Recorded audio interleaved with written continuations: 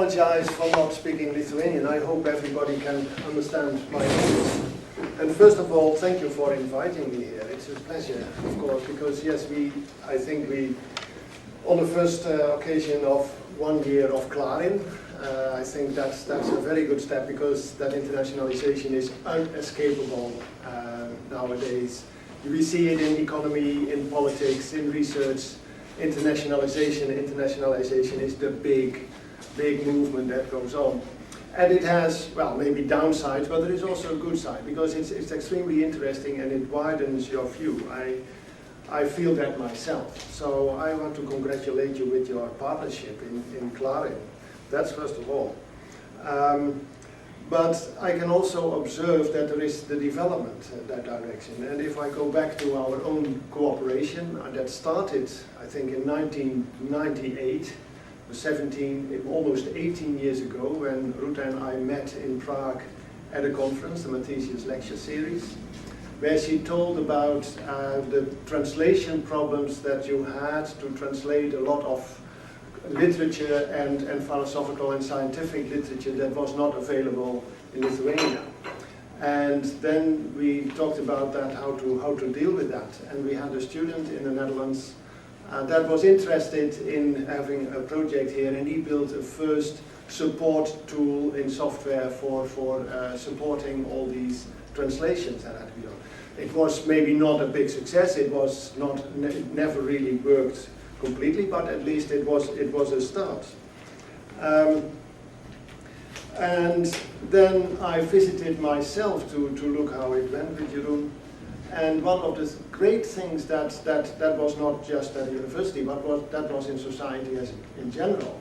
One of the great things that struck me was the enormous amount of language courses that I would find in bookshops. It was a huge number of language, bookshelves full with language courses, not only English, many English of course, but also German, French, Spanish, showing how much you were eager to have these international contacts. That was really a beautiful thing to see. They disappeared now, more or less. Together with people. No, well, that's a different story. That's not what I can say much about. But it seemed that the international level here increased a lot, and it's not necessary anymore to have all these huge courses here.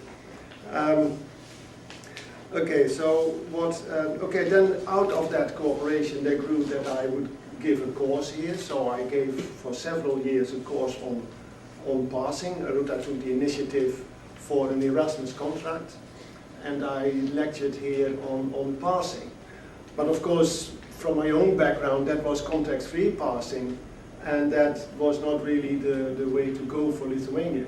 You're much more basing yourself on dependency grounds, a completely different language, but structures in language, which was very interesting for me to see. So there were more student exchanges. First of all, there were Giadre and Wilma that came to Twente from Kaunas under the supervision of Gelus and me, and their work even resulted in a joint journal article. So that was also nice to see. And then Vidas came to Twente based on the knowledge that he gained in the course on context-free grammars and context-free passing, and wanted to do a project on first parser for Lithuania based on dependency grammars. And that is what he started, and in that work he picked up the idea of functional languages, functional programming languages, because these things are very, very strong in describing structure, exactly what we needed.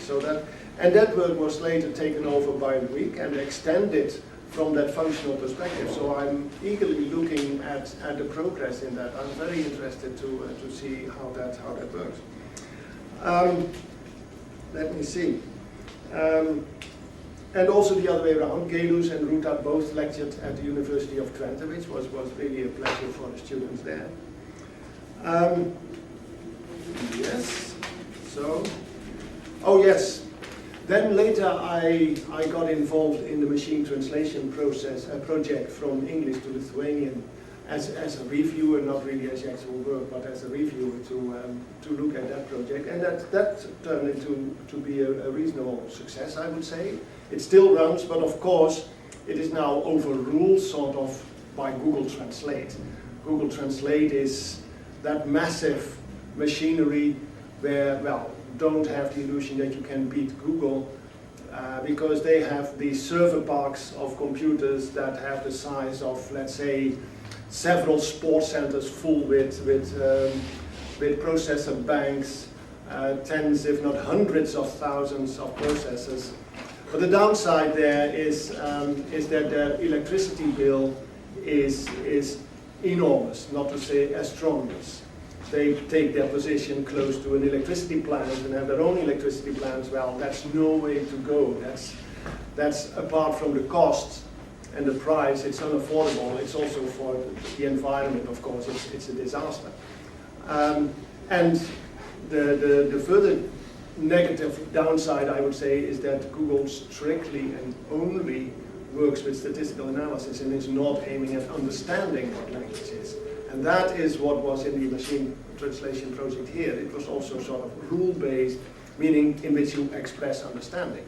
Nevertheless, these big data, as Google exploits, are of course extremely relevant and important in further developments. If you want to do anything in humanities and language, you will have to analyze many data.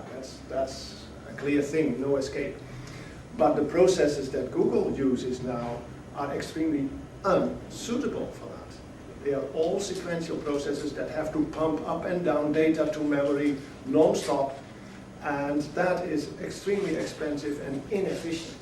So there are many developments going on in the hardware world, say multi-core processors, and especially the parallel processing per se in the FPGA things. I'm not sure if you heard of those already, but the FPGAs are very suitable for that low energy cost and can do a lot of parallelism at the same time.